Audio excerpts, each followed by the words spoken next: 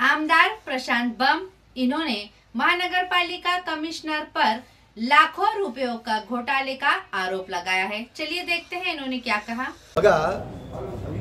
साधारणतः 4 ते 6 महिन्यापासून महानगरपालिकेमध्ये पत्रव्यवहार करतोय।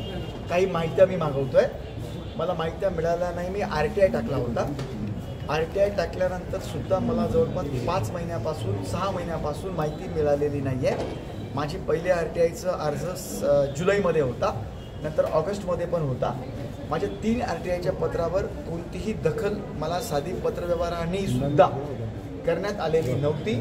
म्हणून मी आज कॉर्पोरेशनमध्ये आणि गेल्या 8 दिवसापूर्वीपासून मी अधिकारी महोदयांना फोन करून सांगतोय, बाबा तुम्ही मी मागितलेल्या माहिती तुम्ही मला देत नाही आहात। इतके दिवस झाले, ठीक आहे, राहून गेला असेल तरी द्या। तरी ते चाल ढकल करत होते। लवकरात लवकर अशी काही मुदतही देत नव्हते की मी 2 दिवसात देतो, 3 दिवसात देतो। म्हणून मला आज स्वतःला काल मी पत्र दिलं त्यांना की आज मी सकाळी तुम्हाला 10:30-11च्या सुमारास मी येतो आणि मला त्या माहित्या ज्या मी तुम्हाला मागितलेल्या आहेत त्या मला तुम्ही द्या। तर त्या माहित्या आता जेव्हा आलो तरी पूर्ण माहित्या तिथं टेबलवर अपेक्षित असं आहे की त्या माहित्या आत्ता तरी मला आल्याबरोबर त्यांनी मला सुपूर्द करायला पाहिजे होत्या, परंतु त्या माहित्या अद्याप मला सुपूर्द करण्यात आलेल्या नाही आहेत। मी त्या माहित्या आणि अधिकच्याही माहित्या ज्या मला मी आत्ता काही बाबींची मला अजून अधिकची माहिती पाहिजे ती मी त्यांना मागितलेली आहे। ती कंपाईल म्हणजे तिथून ते देत आहेत जमा करून। मला वेळ लागला, म्हणून मला वेळ लागला आणि मी ते माहित्या घ्यायच्याच मला जितक्या माहित्या मला पाहिजे आज त्या मला माहित्या लागतीलच, म्हणून मी कॉर्पोरेशनमध्ये आलेलो आहे।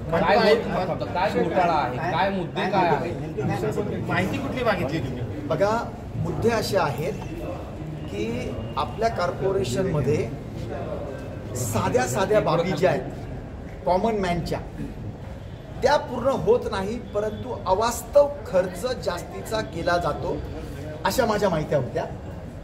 उदाहरणार्थ, आपल्या कॉर्पोरेशन हद्दीमध्ये कुठेही तुम्हाला चालायला व्यवस्थितरित्या जागा मिळत नाही, पार्किंगच्या जागा नाही आहेत। कॉमन मॅनला आज भाजी मंडी उघड्यावर भरते, त्याच्या कचऱ्याचे ढीगच्या ढीग असतात।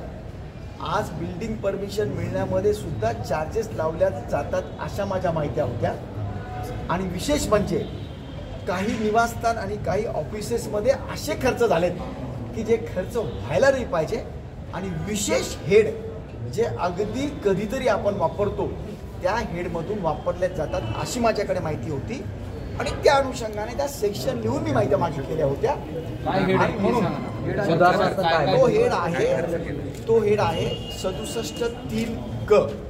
हा हेड असा आहे, अचानक काही समजा तुम्हाला भूकंप झाला किंवा बिल्डिंग इतका पाऊस पडला की आता कॉर्पोरेशनची बिल्डिंग आता काही भिंती पडूनच जाणार आहे, अशा वाचवण्याकरता काहीही टेंडर न काढता, टेंडर काढायची आता वेळच नाही राहिलेली आपल्याला, 3 दिवसाचा पण टेंडर निघू शकत नाही, अशा वेळेला वापरणारा पैसा अशा ठिकाणी वापरण्यात आला ज्याला कोणतीही इमर्जन्सी नव्हती आणि विदाऊट टेंडर काढण्यात आलं।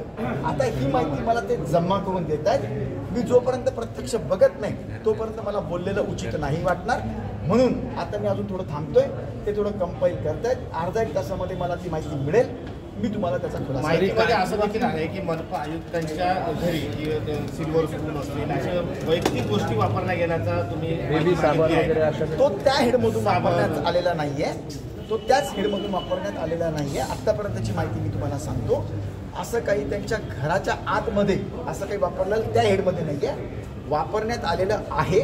ती पण मी माहिती घेतो की घरात असं वापरायची त्यांना परवानगी आहे का। खरं म्हणजे सन्माननीय माननीय आयुक्त ते आहेत, एक IAS अधिकारी आहेत। IAS अधिकारी महोदयाने ॲक्च्युली ॲक्झिओमॅटिक राहायला पाहिजे, परंतु तसं जर काही आढळलं तर ती माहिती मी देईल, मला अगोदर माहिती घेऊ द्या। अनावश्यक खर्च काय केलेले आहे? दालनावर 77 लाख खर्च असं उपायुक्तांच्या देखील आहे का काही? हो, ते पत्र मला अनऑफिशियल भेटलेलं आहे, त्याची मी खातरजमा करू लागलो। आता ते खातरजमा करता ते ओरिजिनल डॉक्युमेंट्स येऊ लागले, परंतु प्राथमिकदृष्ट्या असं केल्याचं 67-3 क म्हणून आढळत आहे, ज्याच्यामध्ये अजिबातच चालत नाही, ते गंभीर गुन्हा आहे।